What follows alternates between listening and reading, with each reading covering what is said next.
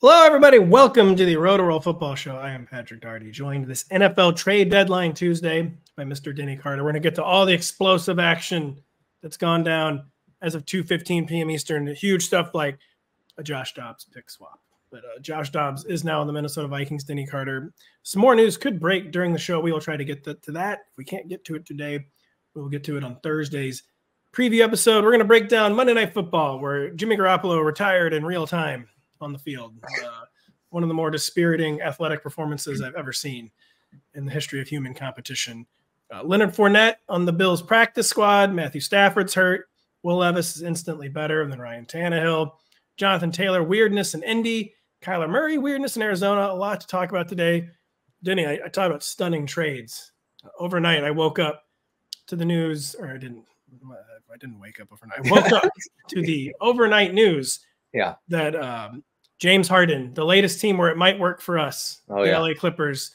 James Harden's fire for the game. I know you think this shines through everything he does. What do you think of James Harden finding yet another new home in the National Basketball Association? Look, say what you will about James Harden, but we know this for sure. He doesn't want to be around anymore. And I was hoping you would go there. And so he found a new place to not want to be around. So congratulations to the Clippers on losing in the second round of the playoffs, and like you said, in a 4-1, maybe even a sweep. We'll see how it goes. That'll be 4-1 because the other team will be up 3-0, and then some guy will sprain his ring finger, and they'll rest him a game, and the Clips will steal one. So any team that has James Harden, you can eliminate from championship contention. If I were James Harden, I would consider being happy just once. Just one time ever. The player empowerment era, you have a right to force a trade, I guess, or whatever. But maybe just be happy one time ever. I think one thing you're forgetting, though, is that he was good 10 years ago. It was more recent than that. Teams look at recent trends, including 10 years ago when James Harden was good.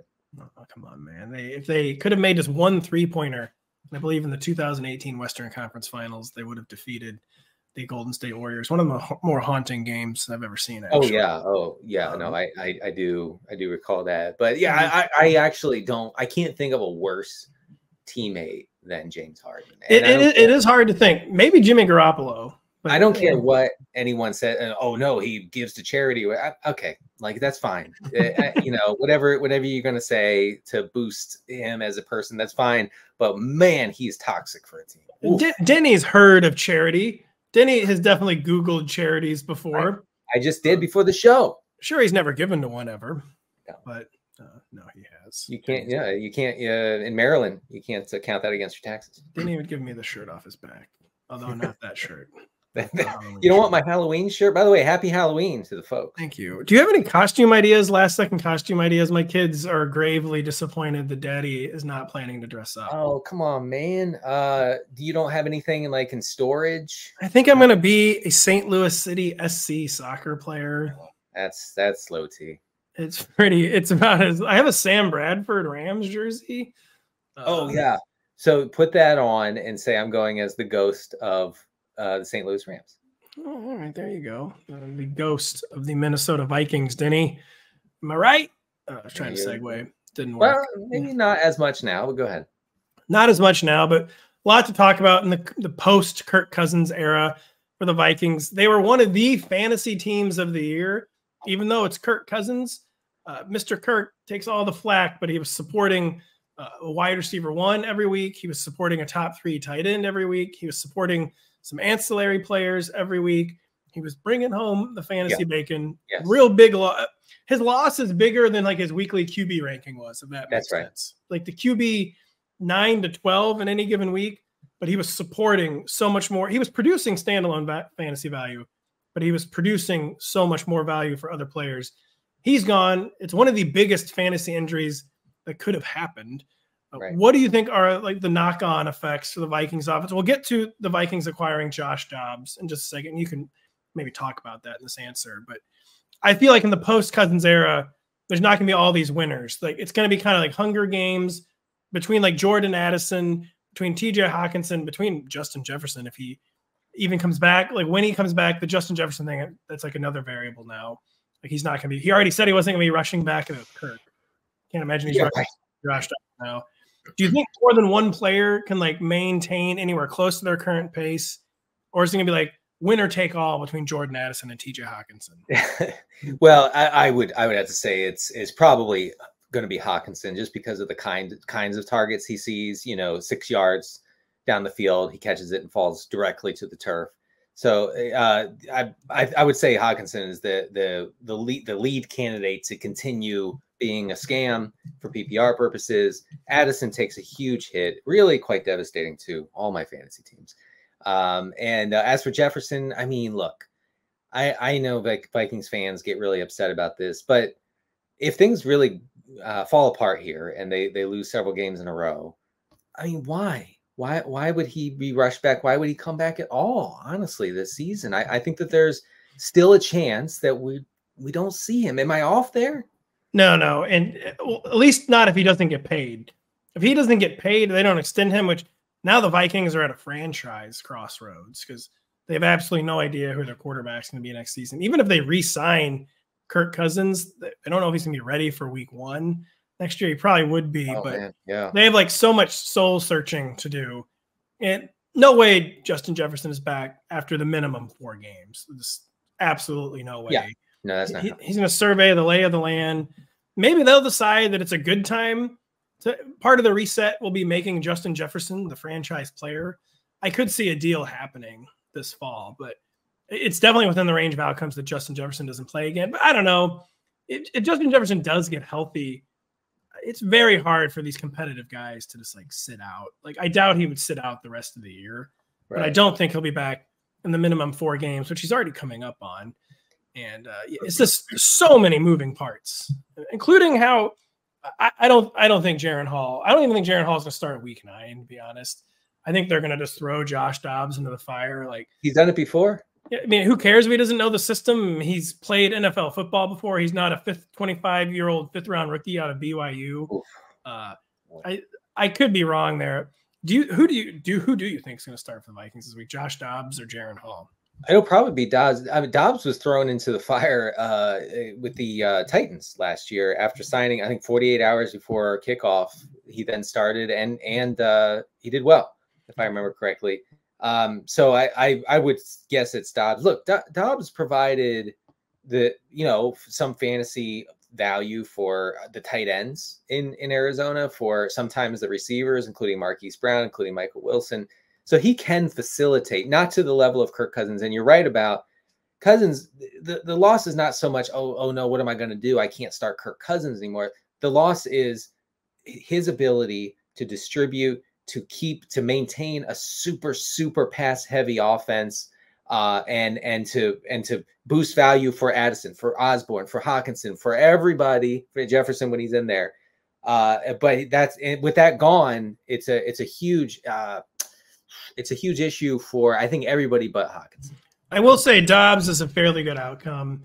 We can't overrate Josh Dobbs on like really what amounted to like 3 to 4 good games for the Cardinals. Like he's the kind of player he's graded on such a curve that we could probably overestimate how good he actually was for the Cardinals, where he was still a bottom 5 quarterback. But I think maybe he can keep both Addison and Hockenson at least relevant. I don't think I'm going to be dropping Addison outside the top 36. So I think he'll remain a wide receiver 3. Hockenson probably goes down to like that 7 to 8 range for now. Yeah. His role maybe will just stay the same. Like, listen, dude, your job is to just throw to T.J. Hockenson 12 times a game. And like you said, he can. That's a mission he can implement, or I can't get my. He can accomplish that. Yeah, he can accomplish that mission. We saw him accomplish that mission with Zach Ertz. And T.J. Hockenson is nothing if not a rich man Zach Ertz. And McBride this past week, peppers McBride 40% target share for McBride. So way better outcome than Jaren Hall would have been. Better outcome than Nick Mullins probably would have been. And that maybe the party isn't totally Jover in Minnesota. I agree. But it's nowhere near as good as it was with Kirk Cousins, though. And Kirk, tell you what, easy guy to focus on the negative. But we're going to miss him when he's gone. We are going to miss him. My article on Monday, we're gonna Gonna miss that guy when he's gone. I took Kirk Cousins for granted, and sure, I never once regretted taking him for granted. But we are gonna miss him when he's gone, which is now. The rest of the season. We'll be briefly gone. We'll be right back after this. Two of the NFL's best quarterbacks face off this week on Sunday Night Football. Don't miss Josh Allen and the Bills facing off against Joe Burrow and the Bengals in Cincinnati. Coverage of the AFC clash begins at 7 p.m. Eastern, only on NBC and Peacock. And don't forget, find all your favorite NBC sports shows on Amazon Music. Just head to amazon.com/NBC Sports. Bills and Bengals fans really hate each other now, by the way. Yeah. What happened last? Yeah, they got all. Remember, there was like the wars of the fan base after the suspended game last year, and the Bengals like, we would have been the #1 seed if that game had actually been played. And the Bills, correctly pointing out like, listen, man, couldn't really play that game, and maybe you shouldn't be so upset about it. But this is like a huge grudge match now. It's gonna be an amazing game on Sunday Night Football. Well, thank goodness that a near tragedy didn't bring two fan bases together. I know. I don't know if you remember, it decisively did not bring the fan bases together. It was really bad. It was actually kind of a low moment. Always bank on that. Yeah, you can always bank on sports fans finding the goodness in their heart, Denny. Monday Night Football, very, very weird game last night. It was a total beatdown. The Lions 26, Raiders 14, but only 12 points. The Lions really not sure how they didn't have 30 points, 40 points. Almost concerning in some regards for the Lions. Probably not. But Raiders looked so bad. Someone who looked so good, though, was Jahmyr Gibbs. I think 189 yards from scrimmage. Blew up the box score.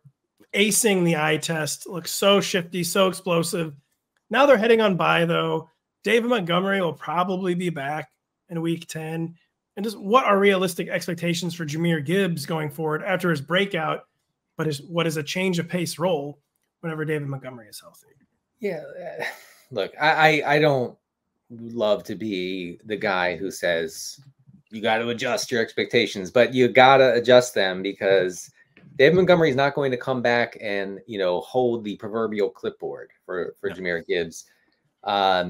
It could be as bad as Gibbs just going back to his former role. And I know that the common sense would say like, no, like the genie's out of the bottle. You can't put this back. Okay. Meaning the genie, meaning Gibbs. It's a very complicated Always trying to put genies in bottles. It is very, very hard. The toothpaste back into the tube, things of that nature. So, you can't do that.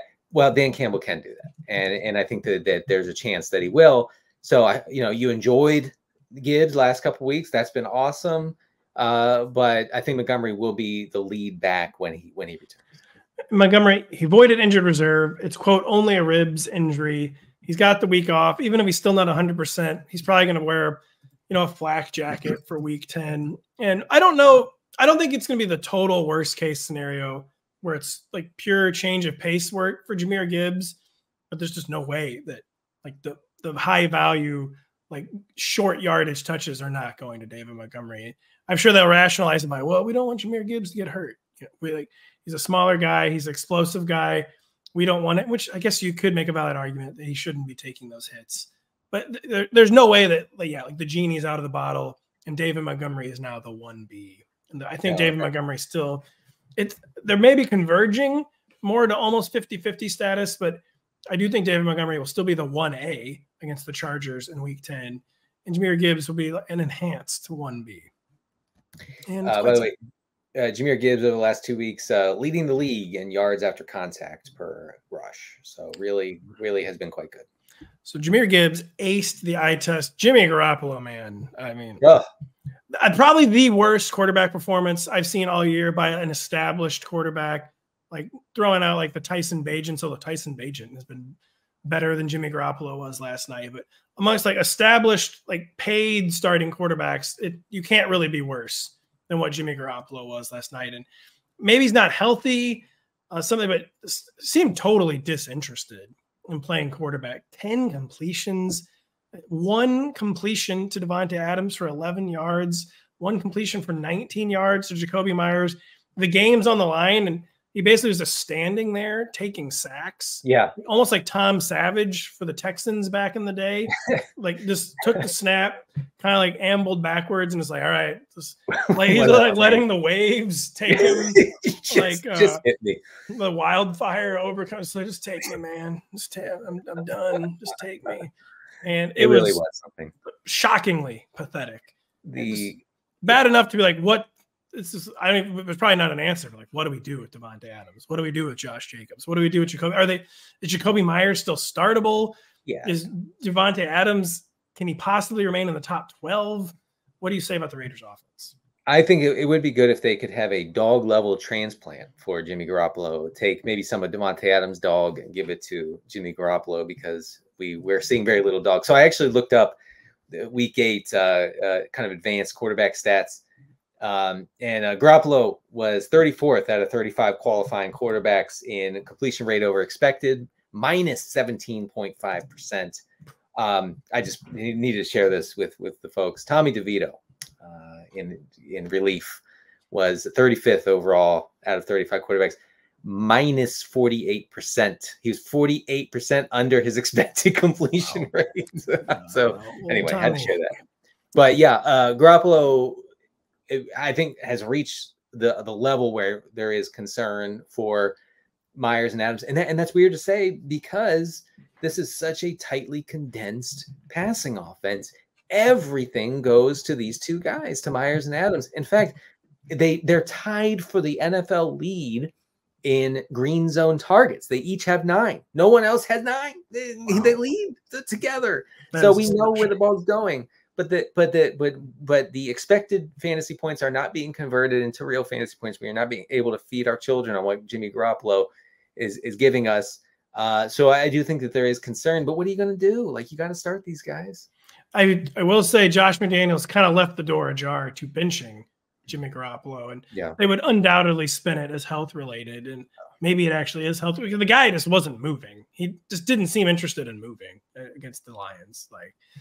So maybe he actually is hurt. His soul is definitely hurt. And would Jimmy Garoppolo getting benched for Aiden O'Connell, say, would that enhance Davante Adams' outlook? Or is this a situation where there's actually still further to fall? I don't think it can get worse than Monday night. But I also have trouble believing that Garoppolo can be worse than that going forward. Does that make sense? Like, I think that was probably the bottom. And unless he truly is like physically really struggling, in that case, get him out and get someone in there who can throw the ball, preferably O'Connell. The Hoyer thing, if Hoyer gets the job, it's Jover. Like, it's even more Hoyer. I still would rather see the Jimmy Garoppolo in there than Brian. Just forget about everything. Like, I do think at that point, like in shallower leagues, like 10-team leagues, you kind of have to think about, okay, do I have a better option than Myers or Adams? Well, the good news is the next 2 weeks they're facing the Giants' resurgent defense, and then the Jets, arguably league best defense. Oh yeah, both of those defenses are going to eat up the Raiders. I just want everyone real bad. It's going to get worse before it gets better, and it's never going to get better. So that's great. By the way, how they've won 3 games? When did this happen? They beat here the Denver Broncos 17-16 in week 1. Okay. They beat the Jordan Love-led Green Bay Packers in prime time 17-13. And then they beat Mac Jones and the Patriots. Yikes. But then they got boat raced the following week by Tyson Bagent. So it's all evening out. They've lost to Kenny Pickett.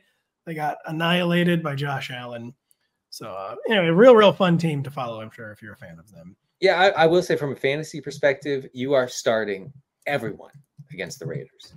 Okay? Absolutely, like, everyone. Literally anyone that you can jam into your lineup against Vegas, you do it. You can do it. Although, I don't know, it's the Giants. So it is the Giants this week.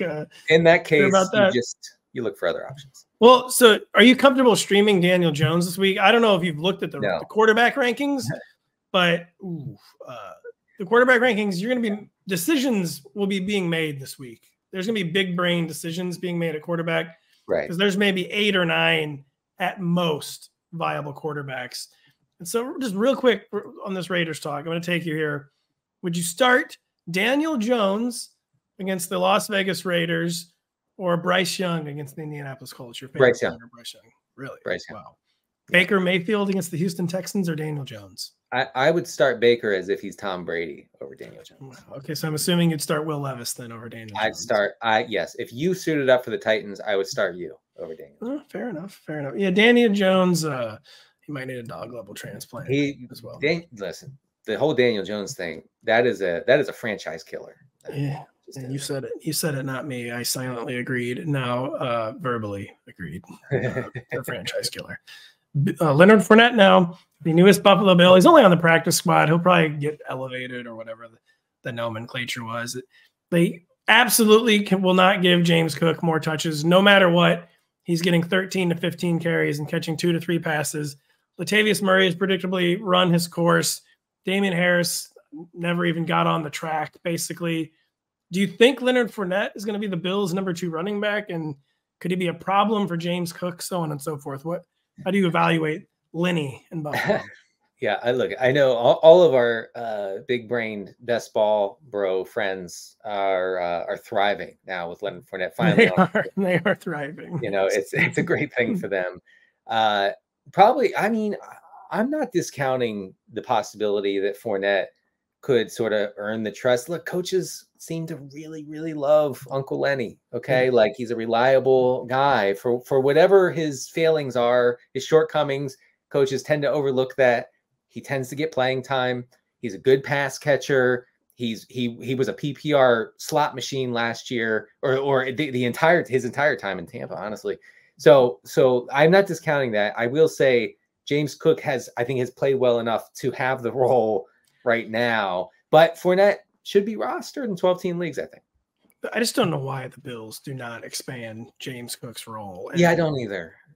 My criticism of the Bills is like they have to have a real running game. They need a real running game. And so the running game relative to like the median running game this year is actually okay. But relative to like the kind of teams they're going to play in the playoff, I feel like there's not a big Bills game that doesn't come and go without there being some situation where they just need some conventional rushing, like one series or even just one play. They don't ever have conventional rushing success. And I think maybe this is an acknowledgement of that. Like, we got to have a real runner and we got to have like a real back out there. I feel like they're so often let down by the running game. And they either need to just fully commit to James Cook. I mean, they keep taking James Cook off the field on so many of the most important plays. Or I don't even know where this is a kind of a pointless rant, actually. But I feel like their running attack, if this makes sense, is maybe better than average. I'm sure statistically it is because of Josh Allen. But like relative to like the other like playoff big dogs they're going to be going up against, I think the running game is really, really lacking. Well, I think that the signing shows that they are willing to experiment with someone who is not James Cook. I really don't think you make this signing with the intent on like having Fournette play 5 snaps. Now this week, you know, he could literally see 5 snaps or 0 snaps, depending on how things go, because he's new to the team.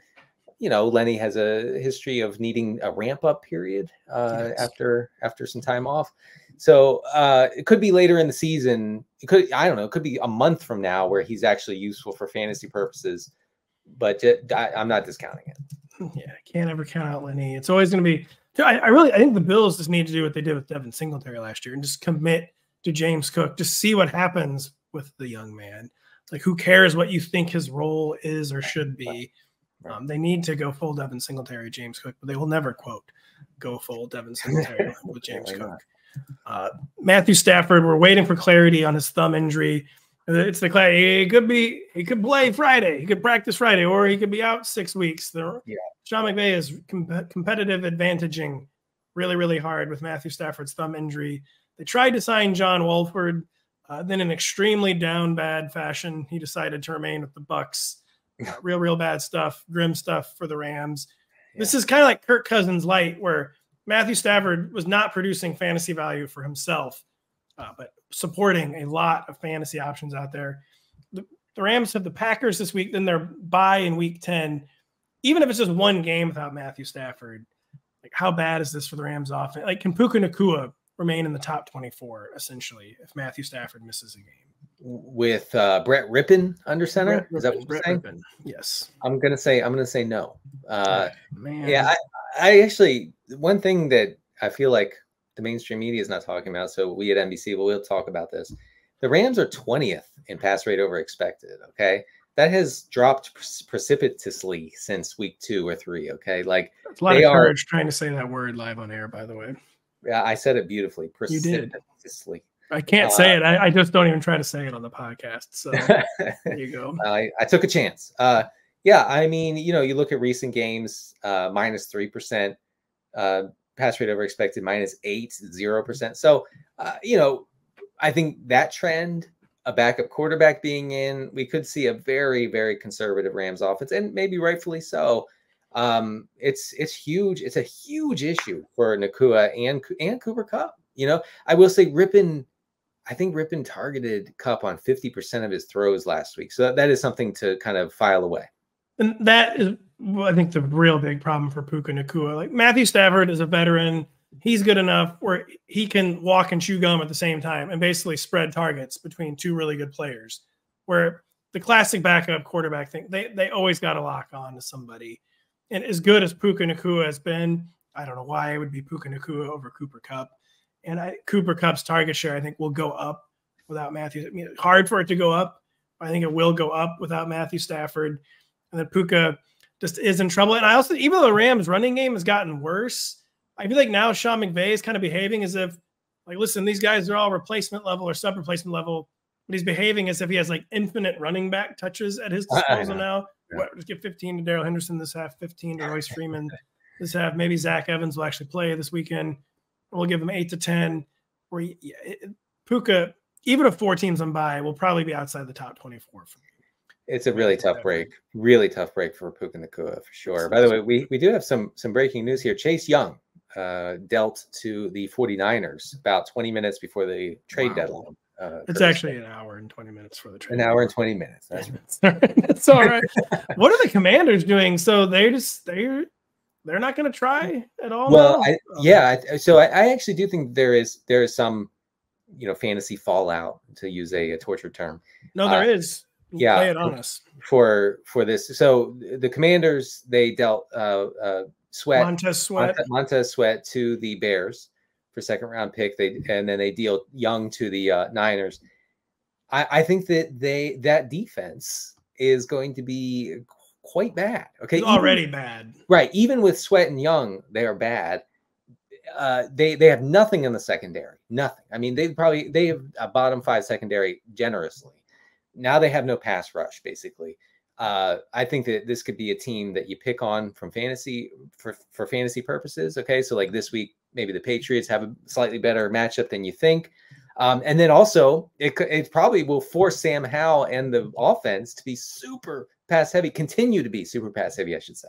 That's what I have to say. So I think the big takeaway is it just locks in these insane pass rates over expected of the Commanders, and that they maybe could get even more lopsided, which hard to believe. But I mean, Eric Bieniemy is in his bag right now with Sam Howell anyway, like letting this guy throw. He's basically seems like he's treating Sam Howell like a science experiment, and it's kind of working. And I think it's pretty good news for Sam Howell, and that we're either going to get like just true shootouts or true nonstop comeback game script, which for a guy who takes sacks, garbage time is a very double-edged sword. Right. Because then the other team can pin back their ears and just tee off on you with the pass rush. And that's kind of a weakness for Mr. Sam Howell, as we know.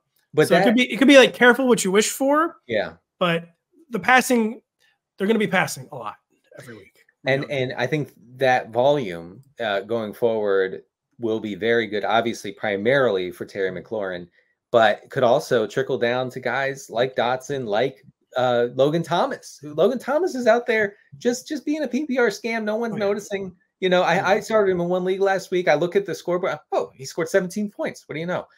So I do think that there is some major fantasy ramifications for the Commanders saying we're out on the 2023 season. Yeah, Logan Thomas has been passing fake checks. If you don't know what a check is, look it up. I can't. What's even like the digital equivalent of passing a fake check? trading a fake NFT? No. Yeah, I guess he's like stealing stuff from someone's wallet or something. Stealing a monkey. Stealing the bored apes. My apes. All my apes gone. Sorry to the people who did lose their apes. Really, I actually am sorry. You probably lost a lot of money, and you were maybe sold a bill of goods by some people. But we digress. Scams, Denny. Will Levis. Is he a scam? Or Will Levis, man, this guy passed the eye test is all I can say against the Falcons. And what I really liked about Will Levis in his deep passing game on Sunday. So speaking of scams, the Ryan Tannehill deep ball is a scam. His yards per attempt were pretty high for a while in Tennessee.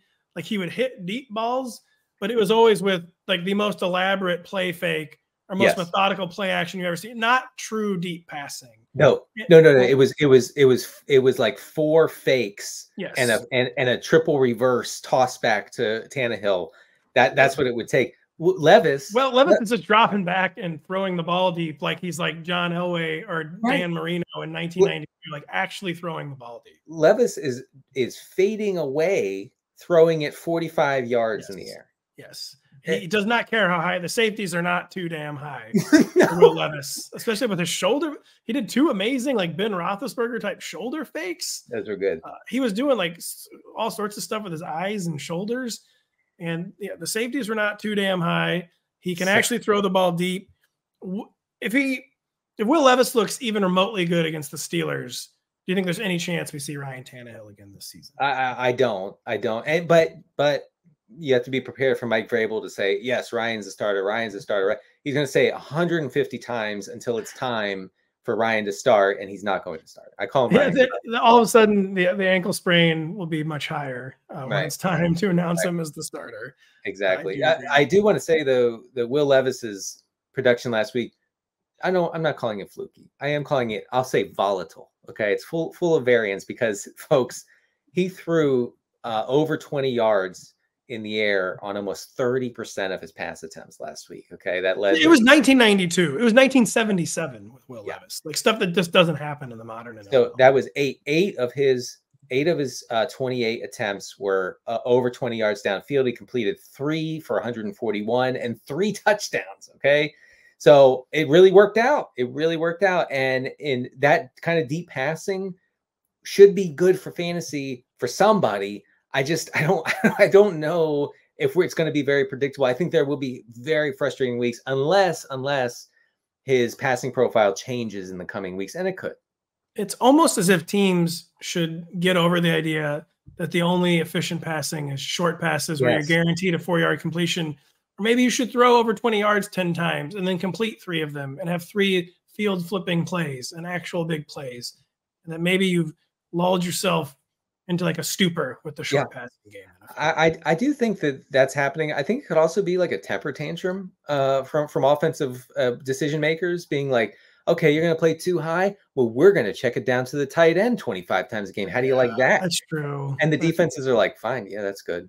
But you're seeing the tiniest microcosm of why like a lot of the passing stats from the 70s and 80s and 90s lie. Like, yeah, they were completing 52% of their passes. It's because they were actually passing the ball and weren't just throwing it to Zach Ertz 4 yards from the ahead of the line of scrimmage every play. That's the whole offense in today's game. The whole offense is 4-yard checkdowns to Zach Ertz in every team.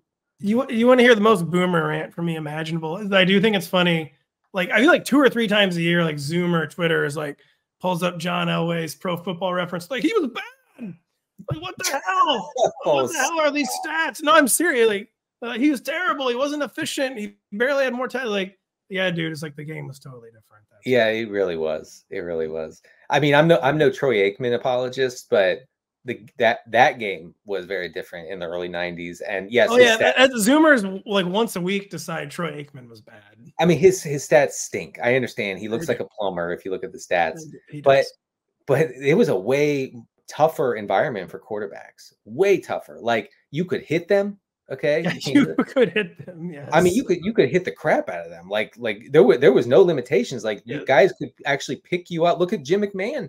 Jim McMahon got picked up and body slammed to the ground, and there was they no probably penalty. Flagged Jim McMahon then. And there was no penalty. I mean, the guy, like, they tried to kill Jim McMahon, and it was fine. So that it's this totally different atmosphere. You could hit the quarterback, and they were actually expected to throw 25 yards downfield without a play fake. Like, they were expected to stand in the pocket and like wait and then throw the ball. Like, it was just so get walloped. Yeah, just get totally get walloped. I mean, you would have to. The guys back then would have to step into a hit, right? So you stand, wait. You throw it, you step into it, and the guy hits you in the ribs, and you have 5 broken ribs, and you have to keep. You should even the Zoomers, even like the Greatest Show on Turf from like the early 2000s. You should check some of that. Like Kurt Warner, like Mike Martz, like it's a 15-step drop, and then you got to like wait until all 7 pass rushers are home, and then you're allowed to release the ball. And it was always like a 52-yard completion to Torrey Holt. But then he would have like 5 guys just missile right into his ribs every single play. And it was a 52-yard touchdown every time. Yeah. But I can't say the trade-off was worth it. No, and it really was a 15-step drop sometimes. No, it almost without exaggeration. It was like a 15-step drop. Jay Cutler and Mike Martz, that was kind of the end of the 15-step drop era. We digress. That was quite a digression. Yeah. John Taylor, Denny. I sat in disbelief that he had 95 yards in the opening play of the second half in my 100-yard bonus league, where I'm like, say what you will about Jonathan Taylor, he's going to get me 100 yards today. And then they went 28 snaps without giving him the ball to end the game. What in God's name happened? My theory to Kyle is that maybe it's some like weird like baseball pitch count thing almost, like he's got 30 plays today. And then they just gave him all 30 of his plays in the first half. I don't even know what else makes sense unless it was an injury. What is your theory on what happened with Jonathan Taylor, and how do we internalize that heading into week 9? I mean, that's as good a guess as any. As hey, he's on a pitch count, and the team is totally committed. It doesn't matter if he was going to go off for 250 yards. It doesn't matter that he was gashing the Saints defense. That was my game, so I do remember. And he was gashing the Saints defense time after time after time. Hey, he had 66 yards rushing with like 4 plays in the first quarter. Yeah. So he was on his way to a huge day. Like I told you on the Sunday review show, like, it's unfortunate, but Zach Moss has been really good. Zach Moss is leading the entire NFL in rushing yards since week 2. What? So Zach Moss wasn't active week 1, and what's his name for the Colts had the single worst running back outing in history. Jackson, I believe. Deion Jackson. It was so bad that they had to actually part ways with him like immediately after. Okay. And so Zach Moss comes in, he's leading the league, and his metrics look amazing across the board. Okay. Like he has done nothing wrong. And I know you hate, as a Jonathan Taylor drafter, you hate that. Okay. I do. But it is what it is. And I don't see a scenario where they're like, okay, now it's Taylor domination season. Like, I think that Moss, as long as he's healthy, stays in the mix.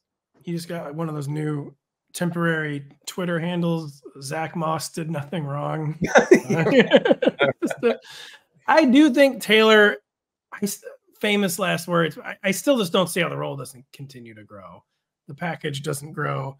And with 4 teams on bye, I've got him initially in the top 10. Is that like Heartbreak City waiting to happen for me, Denny? I see. The thing is, it's against the Panthers, by the way, one of the softest run defenses in the league. Yes, and I think Moss and Taylor are startable in 12-team leagues. Top 10 is a little generous, just because I think Moss continues to get the short yardage stuff, including goal line work, and that is really devastating for Taylor's upside. Like, Taylor could have a game here where he goes over 100 yards, does not score a touchdown. It's very, very true, and I totally agree with you that both are startable this week. Gardner Minshew has been a hero really for what the Colts need, but out of control also. And against the team with this bad of a run defense, I think we're looking at like a 20 attempt Gardner Minshew game and just feeding Taylor and Zach Moss. So yeah, Minshew has 13 turnover worthy plays over the past 3 games. No one else has more than 8. No other. that scans from watching them. That definitely scans. 13. I mean, last week against New Orleans, honestly, he should have had 5 interceptions. Still getting over my chest infection. I'm sorry for your infection. I think he had 5 turnovers against the Browns. Maybe it was 4. It could have easily been more. He's laying it all out there. He's leaving it all on the field. He is. He had a throw to Drew Ogletree, the tight end, in the back of the end zone into like double or triple coverage.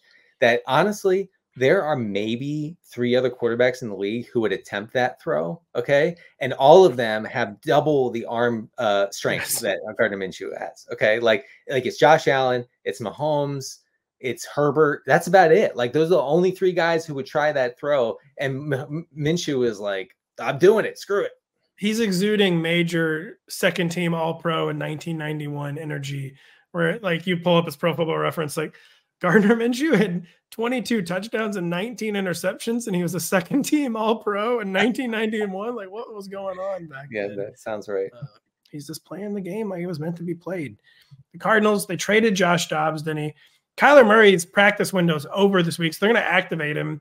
They're just being really cagey about they're going to start him or Clayton Tune. I think trading Josh Dobbs is a sign they're going to start him because now Kyler has to be active this week. And if Kyler's going to be active, you're really starting Clayton Tune. I mean, they could quite plausibly spin it that we want him to be the backup this week, but we don't want him to get devoured by the Browns or whatever. Not that they would even say that publicly. No, they wouldn't. Yeah. But I guess he might. What do you think's going to happen? Who's the start for the Cardinals this week? And then what effect is Kyler Murray going to have when he finally takes over in week 10 at the latest? Things looking up for Marquise Brown and Trey McBride, or are we going to get like hyper conservative offenses? What do you think's going to happen under center in Arizona? Well, I think Arizona's defense is so bad that whoever is quarterback is going to have to, play in a lot of negative game scripts. So, I mean, I would think unless Kyler is really just not like fully recovered from his injury or like is going to have to shake a lot of rust off, I think that he's a pretty clear upgrade over Josh Dobbs. Josh Dobbs has that dog. He gave it his all. Okay. But he has limitations. Okay. He made a couple throws last week that were unbelievably bad. Like they were. You can't actually believe a pro quarterback could make that throw. And so I don't think that Kyler Murray is going to be making those throws.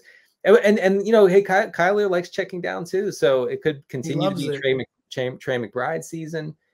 James Conner, when he comes back, could see 1 million targets. It could be fine. It could be fine for a few guys in this offense. I am fascinated with Kyler to really start to get to the bottom of, was this all Cliff Kingsbury or was some of it Kyler with the horizontal raid? Yes, and yes. Cliff is a very convenient scapegoat for that, probably is the scapegoat for that. But I just wouldn't be shocked if some of the horizontal raid was Kyler Murray all along. And that even though he has a good looking deep ball, if maybe he's got a bit of Daniel Jones syndrome or he just does not like to do it. And he's a check down guy. And so I am interested to see where Cliff Kingsbury ends and Kyler Murray begins, but almost zero chance. He's not just an upgrade on Josh Dobbs, but a considerable upgrade.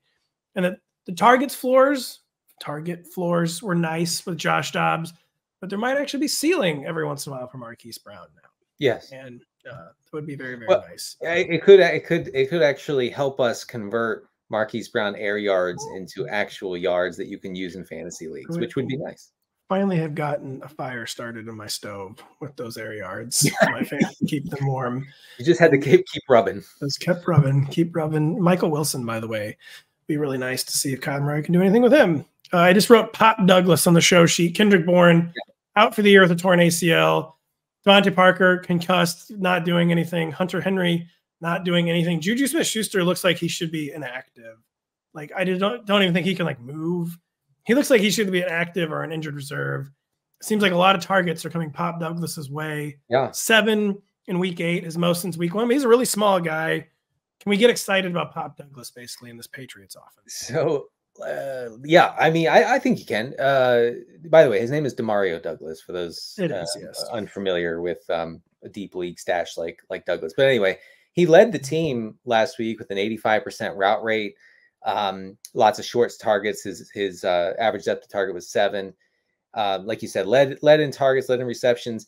The second leading route runner in this offense last week was Jalen Reagor. So I do think that there will be no choice but to kind of force the ball to Douglas, which sounds weird, But, you know, hey, in this role, Kendrick Bourne was seeing a lot of short area targets. So we could see a scammy situation bubble up for Douglas, I think. Kendrick Bourne is the Patriots' best receiver for 2 years. And Yes. they finally just acknowledged it like 3 weeks ago. It's such a bummer that he's gone down for the year. But they've loved so his name is Demario, but they call him Pop for some reason. It is very confusing. I think in our CMS we still have him as Demario, but sometimes we put Pop. They've loved, the beat writer's been talking about him since like July, so he didn't like come out of nowhere. He's definitely worth an ad this week off the waiver wire. Yeah, I know. I think, you know, 12 teams where you can start 3 or 4 receivers or have like multiple flex spots. You're feeling pretty good about throwing Douglas in there right now because they don't have anyone else. Forget about Juju, by the way. Forget about him. Like he's not. It's not going to be like, okay, Bourne's gone, so now they have to throw it to Juju. They don't have to. No, I trust me. No, and this they can't. I don't think he can move. I really don't think he can move. No. By the way, the Vikings have confirmed Jaron Hall as their Week 9 starter. Yikes. Oh well. Nevertheless, never owned there. Whoa, that's bad news for Jordan Addison. Real bad. Yeah, it makes him like almost not startable. Real bad. Yeah, I would start T.J. Hockenson against the Falcons this week. Jordan Addison might not be in the top 36 anymore. Getting close to the end of the show. The Bears backfield, strange situation. Hopeless mission, really, with Tyson Bagent against the Chargers. The mission does not get any easier in Week 10 against the team they are playing. I can't remember. I'm trying to look it up. Bears are playing the Saints. The New Orleans Saints, Denny. Roschon Johnson took over the snap lead again, but real ugly committee. Can we start either Roschon Johnson or Deontay Foreman? Anything interesting in the underlying data with those two in Week 9? And Khalil Herbert will be back from injured reserve soon. Tyson Bagent already announced as a starter, though.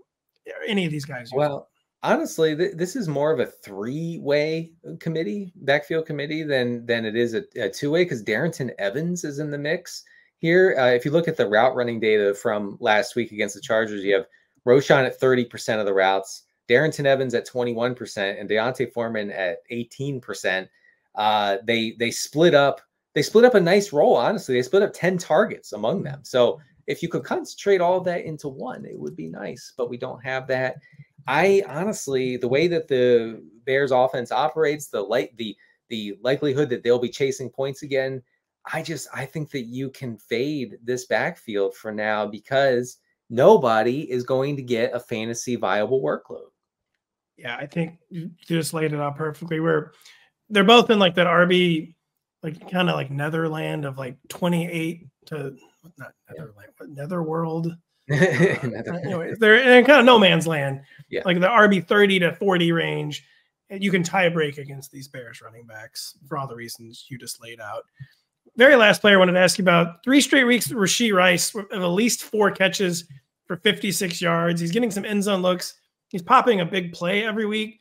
Can't get over the targets hump. The snaps and routes have increased, though. Potential shootout with the Dolphins.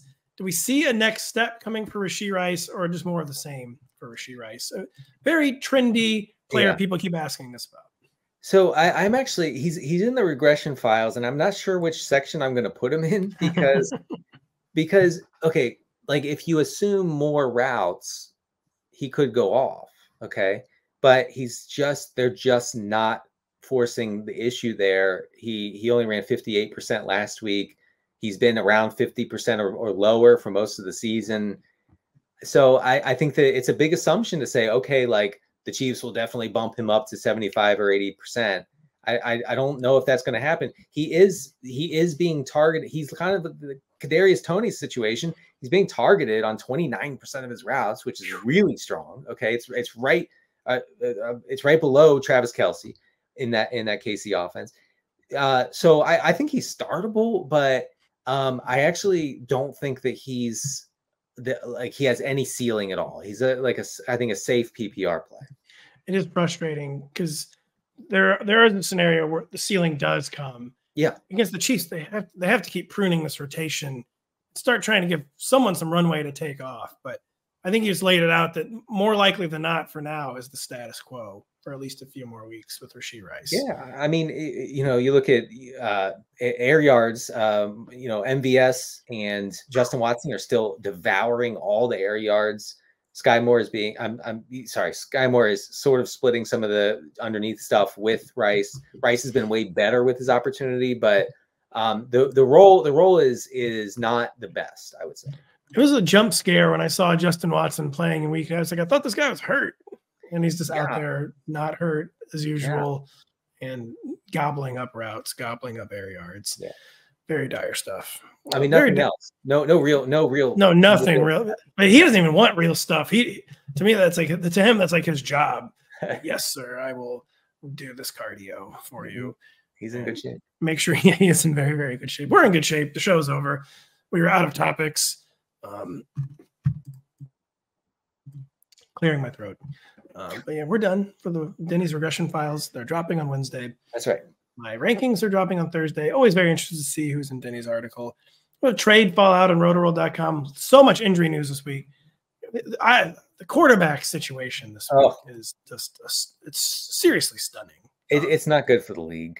No, it's not good for the league. Here's starting from QB 20 this week and going down to QB 28. PJ Walker, Taylor Heineke / Desmond Ridder, Jimmy Garoppolo, Zach Wilson, Mitch Trubisky, Brett Rippon, Tyson Bagent, Jaron Hall, Clayton Tune. So keep a look to Rotoworld. That's the scariest thing I'm going to hear all Halloween. It's going to be a lot of injury news this week. So for Denny Carter, I am Patrick Daugherty. Thank you so much for listening. We'll be back on Thursday.